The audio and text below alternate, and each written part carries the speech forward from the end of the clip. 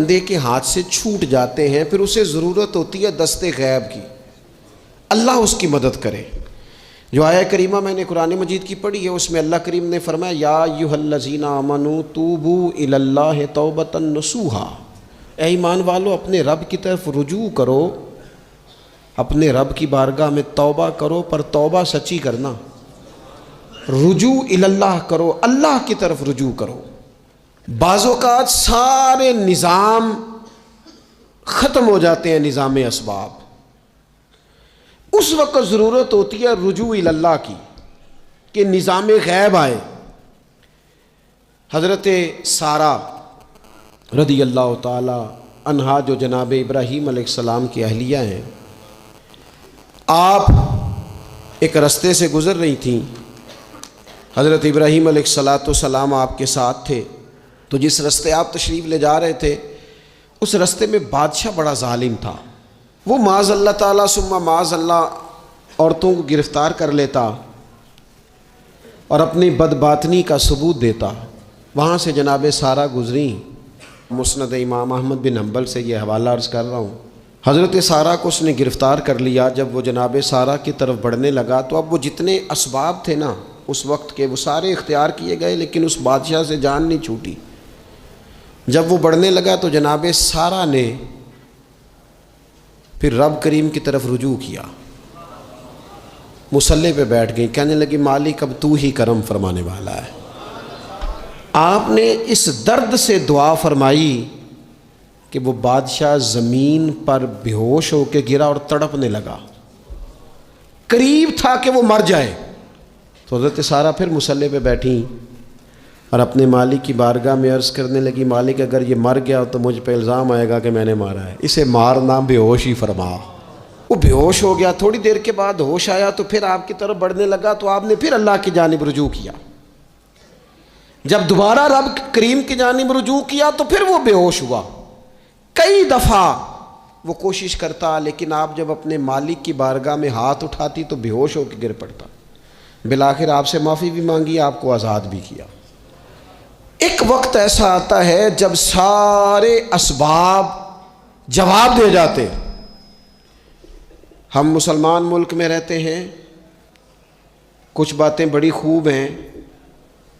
मैंने देखा है कि डॉक्टर जब समझ आता है ना कि रिपोर्ट्स, अद्वियात, टेस्ट अब इस नतीजे पे पहुंच गए हैं कि शायद ये मरीज़ बचेगा ना, तो चूँकि मुसलमान मुल्क है तो मेरे वतन के डॉक्टर एक ख़ूबसूरत जुमला बोलते हैं, मुझे बड़ा पसंद है। वो ये नहीं कहते अब कुछ नहीं हो सकता, वो कहते हैं आप दुआ करें। क्या मतलब कि अब रुजू इल्लल्लाह का वक्त आ गया है। हमारे पास जो शऊर था, इल्म था, वो हमने खर्च कर दिया। अब टाइम है कि रुजू इल्लल्लाह करें, आप अल्लाह की बारगाह। ये बड़ा खूबसूरत जुमला है, अच्छी बातों का भी तो जिक्र करना चाहिए ना। ये खूबसूरत जुमला है कि आप दुआ करें। एक वक्त आता है जब दुआ की ज़रूरत होती है, दस्ते गैब की ज़रूरत होती है। नबी पाक अलैहिस्सलाम 313 को लेकर जब मैदान में आए थे तो ज़ाहिरी असबाब तो ये थे कि 1000 से मुकाबला कैसे होगा।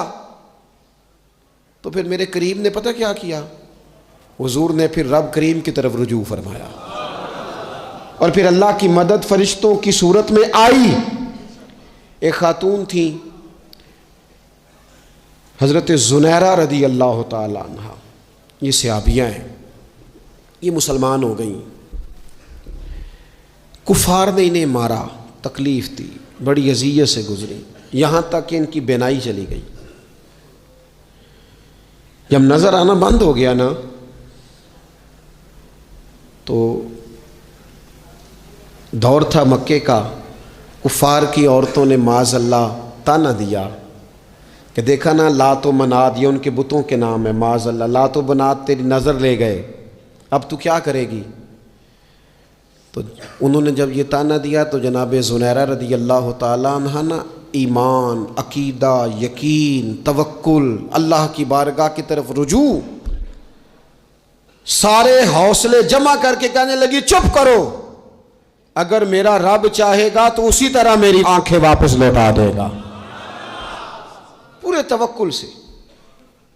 और फिर आपने दुआ मांगी, ऐ अल्लाह मेहरबानी फरमा, ये मुझे ताना देते हैं कि अगर तूने दिले मुस्लिम की दिल जोई नहीं तो ताना देंगे बुत के मुस्लिम का खुदा कोई नहीं।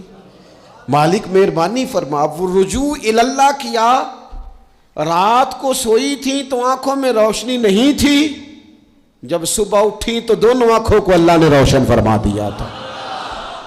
मैं अर्ज कर रहा हूं कि वक्त है हमारे ऊपर कि अब हमें अपने रब की बारगाह की तरफ रुजू करना चाहिए।